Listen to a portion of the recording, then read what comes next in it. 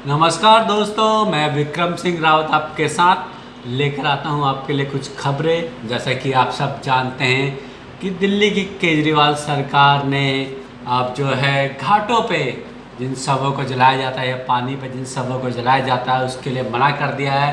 और जैसे कि आप सब जानते हैं कि उत्तराखंड के लोग जो है अब जो है अपने जो है बुज़ुर्गों को या फिर जिनकी भी डेथ होती है उन सबको पानी में जो है जलाया जाता है ताकि उनका जो है शरीर के जो हिस्से होते हैं, राख होती है, वो पानी में विसर्जित हो जाए। लेकिन अब इस पर रोक लगा दी गई है। उसकी वजह बताया जा रहा है कि जो है यमुना नदी में प्रदूषण हो रहा है और अस्थियाँ उसमें जलती है तो पानी गंदा होता है। तो ये तो रही कि अभी आप जो है पानी से दूर है और अपनी जो बॉडी है उसको जो उनके सब घाट क्षेत्र होते हैं जहाँ पर जलाने का एरिया होता है वहाँ पर आप जलाए। तो इस तरह से उन्होंने जो है उत्तराखंड के लोगों की आस्था के साथ थोड़ा खिलवाड़ तो कराई, क्योंकि अगर यही वजह होती पानी को दूषित करने की तो जो इतने सारे नालों का पानी जो है यमुना नदी में जाता है, सरकार को पहले वो रोकना चाहिए था। और इतना करोड़ों रुपए का जो बजट बनता है हर साल यमुना नदी साफ़ करने का, उस बजट का क्या हुआ? हमने तो कभी नहीं देखा कि कोई भी जो है नदी को साफ़ होते हुए कभी भी। खाली बरसातों में जो होता है कि पानी आ जाता है, ऊपर से पानी आ जाता है तो थोड़ा बहुत पानी का कलर चेंज होता है, वरना बिल्कुल काली नदी हो जाती है। तो ये तो रहा एक बड़ा ही जो है सदमा लोगों के लिए। अब क्या करेंगे उत्तराखंड के लोग? अब कहाँ करेंगे वो? कहाँ जो है मरे हुए को जलाया जाएगा? क्या वो पहाड़ ले जाएंगे उन लोगों को, या फिर गढ़गंगा जैसी जगह है या और कोई घाट है यूपी में जहाँ वो उनको जलाएंगे? तो ये तो रहा एक हिंदू आस्था का विषय जिसके ऊपर जो है कुछ कहा नहीं जा सकता।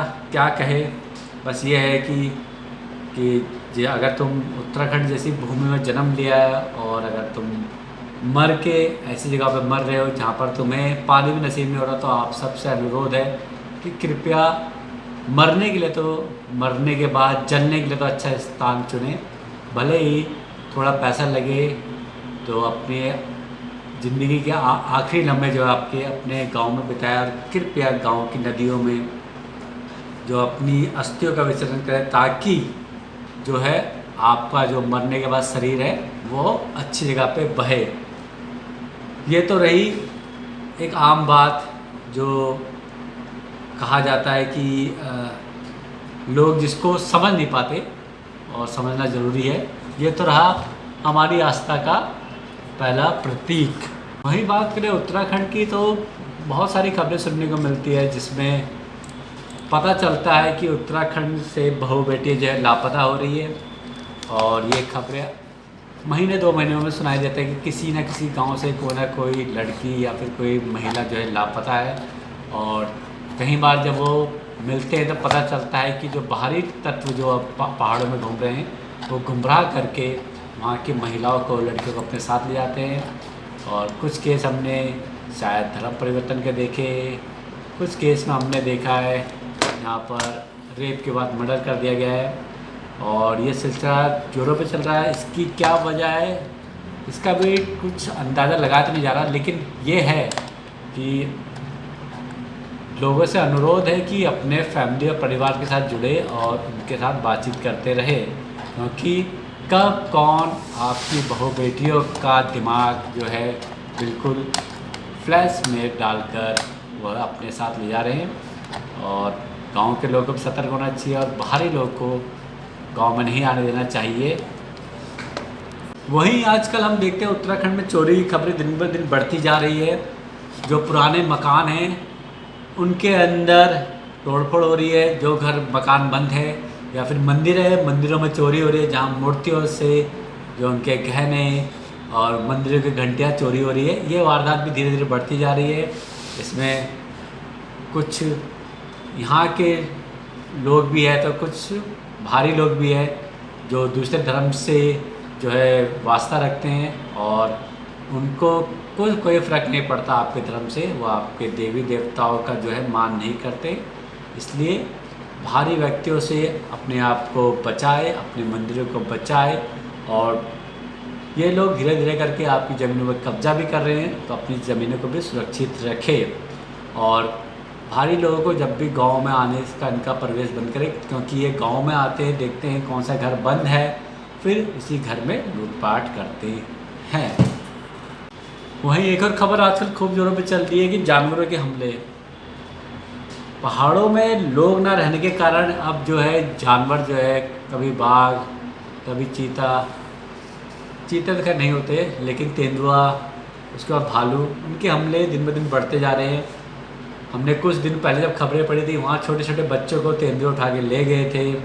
बाघ ने रामनगर जैसे एरिए में, गवर्नमेंट नेशनल पार्क जैसे एरिया में लोगों पर हमले करे, बाइक से खींच कर ले गए, घरों में जाकर लोगों पर अटैक करे।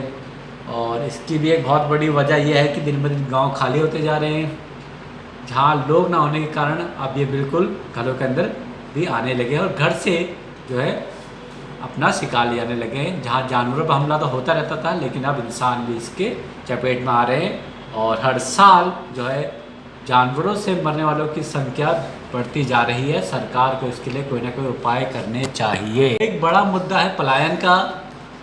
पलायन के लिए सरकार सिर्फ कहती है, लेकिन पलायन को रोक पाना उनके बस की बात नहीं है, क्योंकि जैसे जैसे साल बीतता जा रहा है, आंकड़े बढ़ते जा रहे हैं, लोग अपने मकानों को खाली करके जाते जा रहे हैं। और बहुत सी जगहों पर भारी लोगों का कब्जा भी हो रहा है। जहाँ गांव के गांव खाली, वहाँ भारी लोगों ने कब्जा करके काम कर रहे हैं।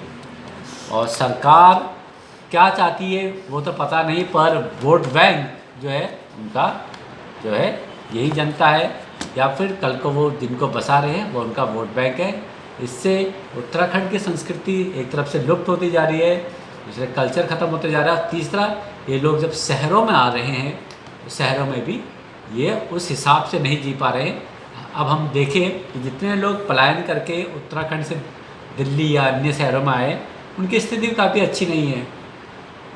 मैं बहुत से लोगों को जानता हूँ जो बिल्कुल गरीबी में दिन बिता रहे हैं, जो किसी के घरों में बर्तन मांजते हैं, उनके बच्चे सरकारी स्कूल में पढ़ते हैं और वह अपनी पूरी स्कूलिंग भी नहीं कर पाते, क्योंकि वह ऐसे एरिया में रहते हैं जहाँ माहौल उनको अच्छा नहीं मिल पाता। उनके बच्चे बिगड़ जाते हैं, ना वो पढ़ते हैं, चोरी चकारी अन्य केसों में वो बन जाते हैं। लड़कियाँ जो है उनकी जो है सुरक्षित नहीं रहती, या फिर उनको उनका माइंड फ्रेश कर दिया जाता है और वह भी गलत तरीक़ों में, गलत धंधों में, या फिर अपने घर से बाहर भाग जाती है।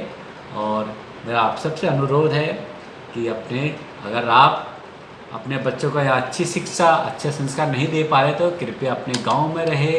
वहाँ पर कम से कम आपके बच्चे सुरक्षित तो है और आपका कल्चर भी सुरक्षित है, क्योंकि गांव के बहुत से बच्चों ने गांव में पढ़ाई कर भी जो है वो काफ़ी अच्छा मुकाम पाया है। ये तो ही चर्चा। और अभी भी कुछ ऐसे गांव हैं जहाँ पर बिल्कुल अभी तक पानी की कोई व्यवस्था नहीं है, दूर उन्हें से पानी लेकर आना पड़ता है दूर से।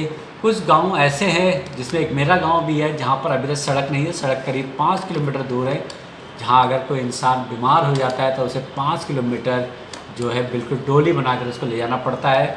और ये समस्या जो है सरकार के सामने हमने कई बार रखी, लेकिन सरकार सिर्फ चुनावों के टाइम पे आती है, वादा करके जाती है। अगर आपके घर से 3-4 किलोमीटर रोड दूर है तो सरकार को वो उस रोड को आपके गांव में लाना चाहिए। वो करीब 25 किलोमीटर 30 किलोमीटर दूर एक नक्शा बनाएगी और वहाँ से आपके घर के लिए रोड लेकर आएगी। जबकि सरकार को सोचना चाहिए कि चलो जहाँ पर रोड की फैसिलिटी आसपास है, सुविधा आसपास है, वो आसपास से काट कर क्यों ना उसको रोड बनाए। और जो जंगलात के लोग हैं उन्हें भी सोचना चाहिए कि अगर सड़कें ना बनी और वो अगर रास्ता ना दे लोगों को, तो ये धीरे धीरे जो है गाँव ख़त्म हो जाएंगे। जंगलात, उन जंगलों का क्या करोगे जहाँ पर लोग ही नहीं होंगे, और ना लोग होंगे फिर ना वहाँ वैकेंसी होगी, ना आप लोग वहाँ रह पाओगे। तो मेरी सरकार से अनुरोध है कि ऐसा एरिया टारगेट करें जहाँ आसपास जो जिन गांव में सड़कें नहीं और आसपास उनके सड़कें हैं, तो उनको उन सड़कों से जोड़ा जाए, ना कि 25-30 किलोमीटर दूर से कोई सड़क का नक्शा पास करके लाया जाए और तब सड़क बनाई जाए। कि पालने के लिए घर बार छोड़ा, आ गए दिल्ली पहाड़ छोड़ के, खूब कमाया पैसा, बीवी बच्चों को लेकर आया। 60 साल की उम्र तक मैंने करी नौकरी। उसके बाद मैंने अपना सारा जीवन दिल्ली में बिताया।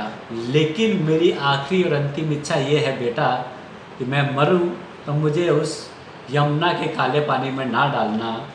मैं पैदा हुआ था उत्तराखंड में, मुझे उत्तराखंड में ही जलाना। और इसी संदेश से मैं कहना चाहता हूँ कि अगर ज़िंदगी के आपने बहुत अच्छे पल शहर में बिताए तो कुछ जो आपके जाने वाले पल है, बुढ़ापे के पल है, उन्हें अपने गांव में बिताइए।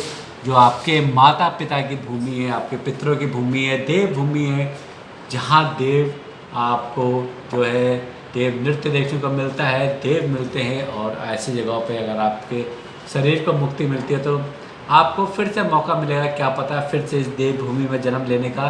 क्योंकि अगर आप देवभूमि से बाहर कहीं भी चलते हैं तो मुझे नहीं लगता कि देवभूमि आपको कभी माफ़ कर पाएगी। आपको ऐसे देवभूमि में जन्म दिया है, आप उसको छोड़ के चले गए और फिर कभी वापस लौट के ना आए, जबकि आपके पास आने के चांस थे। मेरा उत्तराखंड के लोगों से एक और अनुरोध है कि आप भले ही साल भर में 10 ट्रिप क्यों ना करते हो, गोवा जाते हो, केरल जाते हो, नॉर्थ ईस्ट जाते हो, जम्मू वैष्णो देवी जाते हो, अमृतसर जाते हो, बिल्कुल जाइए। लेकिन साल में 1 या 2 ट्रिप ऐसे बनाइए ताकि आप उत्तराखंड के देव मंदिरों को, उत्तराखंड के लोगों को और उत्तराखंड के कल्चर जो भी फेस्टिवल होता है उसमें जाए, ताकि उत्तराखंड में चलने वाली छोटी छोटी दुकानें जो है उनको भी थोड़ा इनकम हो। और आप जब उनसे कोई चीज़ खरीदेंगे तो उनका घर भी चले और ये पलायन की स्थिति जो है धीरे धीरे कम हो। क्योंकि आप जितना ज़्यादा उत्तराखंड में छुट्टियां मनाने जाएंगे वहाँ पर रोज़गार के अवसर उतने ज़्यादा पैदा होंगे।